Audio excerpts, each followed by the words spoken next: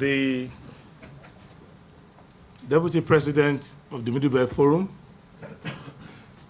Your Majesty Kabiyesi, the leader of the Southern Middle Belt Leaders Forum, and the leader of the Afenifere, National Chairman of the SDP, leaders and members of the National Working Committee of the Middle Belt Forum, members of the National Working Committee of the Social Democratic Party, eminent Nigerians, brothers and sisters, I thank you for welcoming us this morning to the Middle Belt Forum, and it's our first consultation in the attempt towards the 2027 elections. You are our first port of call. And I must thank you for receiving us 4 years ago, 2022, when we came to meet with you. At that time, our great leader was still with us, Air Commodore Dan Suleiman. And shortly after, he passed away, and we all had to go to Guyuk for his interment. The Middle Belt Forum is the place to come if you want to discuss solutions to Nigeria's problems. Because we are Nigeria today because of the Middle Belt. Otherwise, we will be two different countries. It's the middle of the North and the South. And the health of Nigeria can be measured by the ambience in the Middle Belt. When we have great leaders developing the country, uniting the people, and working towards the implementation of the National Development Plan, you will see that many of us will come to the Middle Belt. Because then Ajaokuta will be running. Many other projects will be running. We will see in Kaduna our motor plant to be running. And you will see that most of Nigerians would naturally drift towards the Middle Belt. It's actually because of the people of the Middle Belt. That is why today we have a non-controversial federal capital called Abuja. You know the fight. Kabiyesi was part of them. When the federal capital was in Yoruba land, as accommodating as Yoruba people are, they didn't like the idea that in the heart of Yoruba land somehow there will be a sovereign called president who can be driving anyhow and everybody has to stop for him. I remember when Kabiyesi was with Jakande in Lagos, they used to be concerned about the fact that whenever President Shagari needed to come out, Jakande convoy had to wait. So everybody was saying they should move this capital somewhere. But it's only in the Middle Belt that they will welcome everybody with an open hand. And apart from the fact that I am genealogically from the Middle Belt, because our ruling house came from Oyo, and Oyo, at that time, is where we have Niger State now. So if you look at the history of many of the southern populations, they all arose from the Middle Belt. Because the Nok civilization and all the adjacent civilizations around that produce all the great people we find in Nigeria today is from the Middle Belt. So the idea that Nigeria is British creation is not correct. It is just British facilitation. Because the center where we are today has always been the cooking pot. And as a descendant of Shango myself, you will see that at least 1/4 of my blood is Nupe. So for that reason, the Middle Belt is where every Nigerian can go and you will feel at home. On the other hand, when there is problem, it will show in the middle. Because you cannot have an unhealthy body with a healthy stomach. Because the middle belt is the stomach of Nigeria. Whatever we ingest, that is where it is being processed. So when we have thoughtless leaders,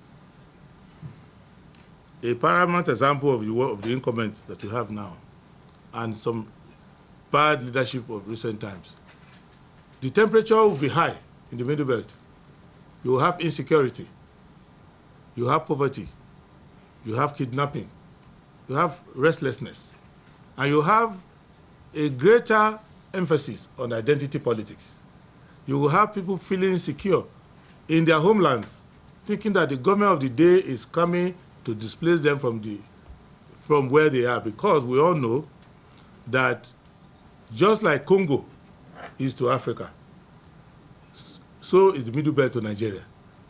The riches and wealth of Nigeria are on the soil and under the soil of the middle belt.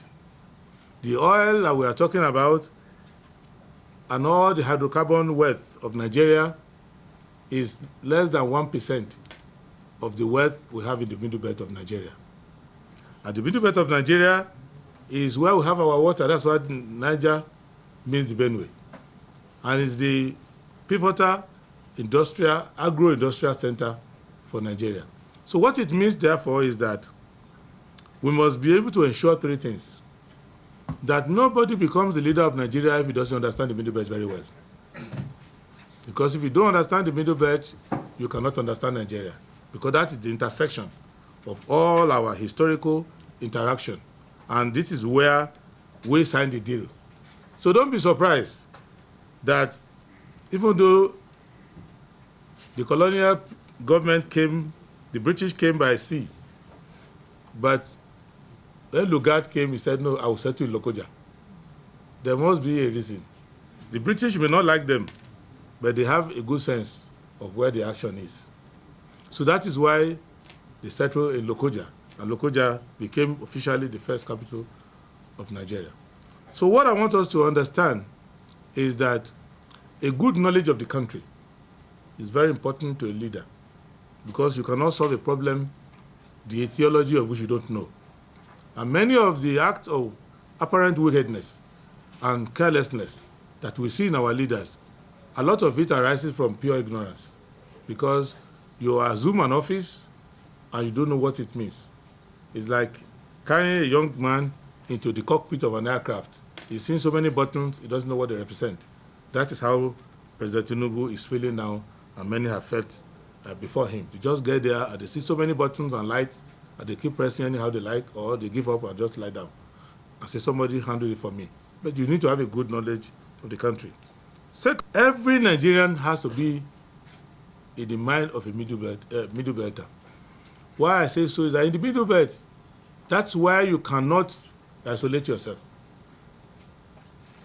If you travel from Ilorin and you go all the way to the coast, you are meeting the same people. If you travel from Asaba and you go all the way to Owerri, you are meeting the same people. But in the middle belt, almost every local government you go, you meet different people. So you learn how to enjoy diversity, celebrate it. And in the tapestry of this diversity, you will now understand that we are the same people, expressing ourselves creatively in different ways. So if you want to solve the problem of Nigeria, you need to know how is it that the people of the Middle Belt, with all the diversities that we have been able to come together. And that is the role that the Middle Belt Forum has played in Nigeria. That is to say, the people of the Middle Belt, who are about 280 different ethnic groups, have been able to form an identity and come together. And you recall how the voice came up in history when the United Middle Belt Congress, led by Joseph Taka, entered the National Assembly. Nigeria, at that moment, ceased to be Yoruba, Fulani, and Igbo. We now realize that we're actually a much more diverse people. And that is the kind of government you need to run. Second thing you need to do is that you need to involve everybody. You need to have a government that involves everybody. And Kabiyesi is here to say to you that the greatest shame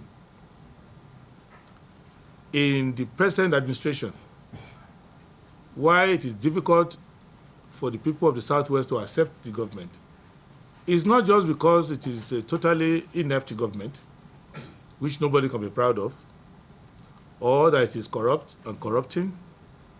It is that it is an insult to the generosity of the spirit of Yoruba people. We do not have the greed to go to one state and choose 3 ministers for one state.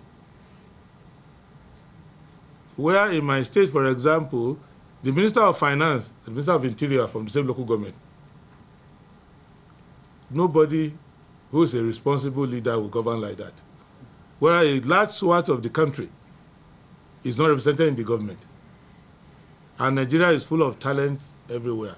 So it is totally unacceptable that Ogun State will have 3 ministers, Ondo State will have 3 ministers, and these are key ministers. And under them, they profilate themselves with different appointments of their cousins and different people. This is not something we can ever be proud of, and it's not something that we want to be associated with. And that is the reason why the issue of social justice is put in our Constitution. Our Constitution is written in a delicate way, because we are not a people who are of the same identity. We are only of the same destiny, but not the same identity. We are different travelers going to different places, but traveling in the same boat.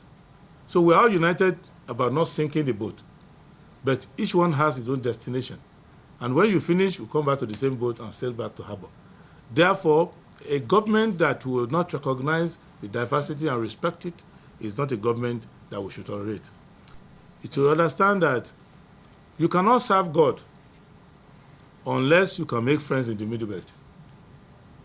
If you say your religion is the only one and is the best and the dominant one, you cannot be in the Middle Belt, because Muslims will be there, Christians will be there, and traditional believers will also be there. So a time will never come in this country where any group can turn themselves to internal colonial masters over the other. That is the essence of the system of government that we have written to our Constitution. And that is why we have Chapter 2 of the Constitution and we have Chapter 4 of the Constitution. And that is the spirit of the Middle Belt Forum, that diversity is an asset and justice is to be experienced within that diversity. So this is the essence of the Social Democratic Party. So what we want to do is to work with the Middle Belt Forum to understand solutions to the problems that we have, and to use the Middle Belt as a staging post to fixing all the other problems we face in Nigeria, and I will summarize them into 5 broad categories. The first problem we have in Nigeria is the acceptability of one another. You cannot have a family that keeps arguing over fundamentals for the entire generations after generation. We must come to a final conclusion about the kind of country we want to have, how we want to manage our local resources, how we want to manage our diversities, how we want to manage interaction and succession planning, how we want to manage identity and what identity stands for, how we want to manage all the other things so that we can now have a united home, and then we can now project Nigeria's power regionally and globally. So that question has not been answered. We are sketching around it, and we have a clear solution to it.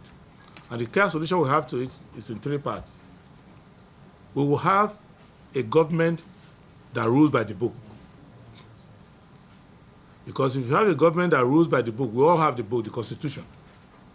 If you follow that, you would not have a government where the rest or some part of Nigeria can feel that this government is it might be just almost as close to having a colonial government at home. Second, we would have a government in which anybody, even if we are not inside the government, will feel like this is my government. 3, we will have many parts of our national life that the government cannot touch. So the consequences of politics will be limited. that to a certain extent, it doesn't matter if my party loses. I have this limit where the government cannot intervene. Secondly, we have to deal with security. Any government that cannot fix security in a short order has no business calling itself a government. And the Middle Belt has borne the brunt of our insecurity. Even when we had our civil war, if you check the casualty records, I've been reviewing the casualty records now the past 1 month of Nigerian civil war. All the sides that went to fight the war or started the war, each one is writing books about their experiences. But if you check, substantial brunt of the war was borne by Middle Belt soldiers. Young boys in their villages, on the farm, who didn't know what caused the war, being recruited to the army and sent to different parts. And after the war, they got demobilized with not substantial help after that, and they all back to the farm. And you will see even before then, when we had colonial system, many of our Middle Belt people went to Burma. They got to Burma without even knowing how to spell Burma, to go and fight for people. So the Middle Belt needs a country that has security. And if you have all of these, and at home, people cannot go to their farm, women cannot go to the river to fish or to do anything, we need to put an end to that. And the reason why we have not put an end to it is because there is an insecurity procurement complex which the different governments of recent times have set up, where by the time you enter government, from insecurity alone, all of you are going to become billionaires. And that is the reason why we need to deal with that. Secondly, there are hegemonies within Nigeria. And we need to understand that there are internal hegemonies who are still fighting the war of occupation. And we need to end that immediately. Because we could not have gotten independence from Britain only to suffer internal oppression. So we need to deal with that. The third is economy. The poverty that we feel in Nigeria is an insult to Nigeria, particularly an insult to the Middle Belt. How can you be in the Benue Basin and people are hungry? When you have a government that is importing rice and taking it to Benue Basin to distribute with the logo of the president on it, what does that tell you? That that's the total government of neglect. It's an act of insanity to be in Nigeria and lack basics with all the resources that we have. So we will deal with the issue of the economy, and there are 3 things you do to deal with the economy. Number 1, you have to have a government that is a caretaker, not a government that is looting the economy. Because if you look at the fiscal arrangement in Nigeria alone, the money Nigeria has made in August is enough to pay the way of the government for the whole year, if the government is honest. Somebody once asked Adewole, in one of those days when he was simplifying the economic quagmire of Nigeria, that all of these education programs, social programs, how are you going to fund it? And he said, go and check how much government spends on tea and entertainment. So just alone, that will take care of education. So, and that spirit is still what is on now. A lot of wastage in government. This government is, recently they kept away $20 billion. And after keeping away $20 billion away from the foreign reserve, they went and secretly signed the Gazelle 2 program, where even when we come in, the crude oil that is going to come in future, they've already collected money on it. So all of these opaque practices is the reason why it looks like we cannot fund our government. Otherwise, we have enough to fund our government. And employment is the greatest handshake that a young person can have with the future. When you finish your education on time, or you have a sound and qualitative education that does not put you in debt, that you are not having student loan, and immediately you finish school, you are given even the smallest job, that will be the beginning of your career. That is what we will assure in the economy.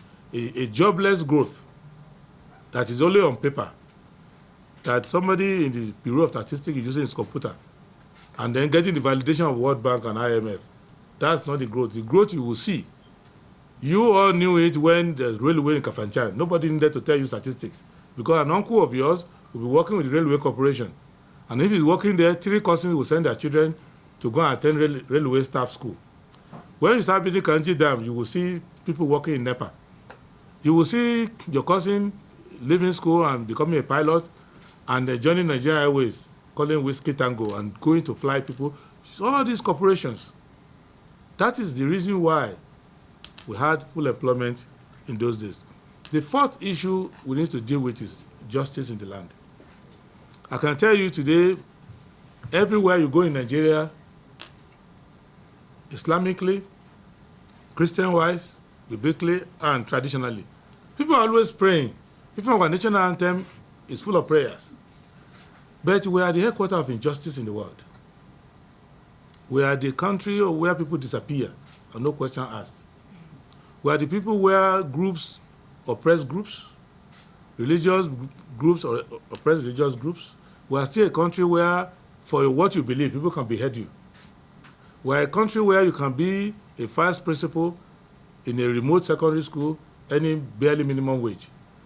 And the politics of the land will make it happen that they'll come and kidnap you and your pupils, and you get beheaded for nothing.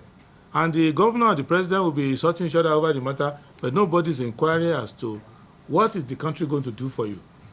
So we are the people who would go to Yewata and bring camera, and when they finish, we neglect the people. The amount of injustice going on in the country, we need to do something about it. And if we don't do something about justice, there is no economic plan. There's no grand design we can have in the country where the blood of the innocent is being shed, where communities don't feel safe, where we are afraid of one another, where only those who are in government are secure. You cannot say you are a civilization. And the last point is our projection of our power in the world. You cannot be a country who is in the leadership of the black race and you have no voice in the world. And you are sending ex-convicts and questionable characters that as ambassadors, where even smaller countries are rejecting your ambassador just to show you the extent of your diplomatic stupidity. Why will you send this person who is wanted in this country to come here and enjoy diplomatic immunity as an ambassador? Well, to the world of what Nigeria stands for. We, the frontline state of those days, we, the anti-apartheid country of the world, we who hosted the first act and said the black man must be the centerpiece of civilization. We who produced Nnamdi Azikiwe, who talk about the African Renaissance. We are now the one who are taking ex-convicts, chronic debtors, and all kinds of shady characters as our ambassadors. Where our president is afraid to travel, where many of our public officials are afraid to travel, we cannot be that country. We must project our power in the world. And that is the promise of the SDP. And so in conclusion, we will go to the various communities and work with our people. And every vote we get will be voluntarily given by the people. We will not buy votes. We will not sell votes. We will not say one thing in one part of the country and go and say another thing in another part of the country. We will unite the country and we will ensure that Nigeria is a country you can be proud of. And everyone in this room will not say, well, Nigeria is, I can only do something for my children. Even you, in your lifetime, you will see a great Nigeria. Thank you very much.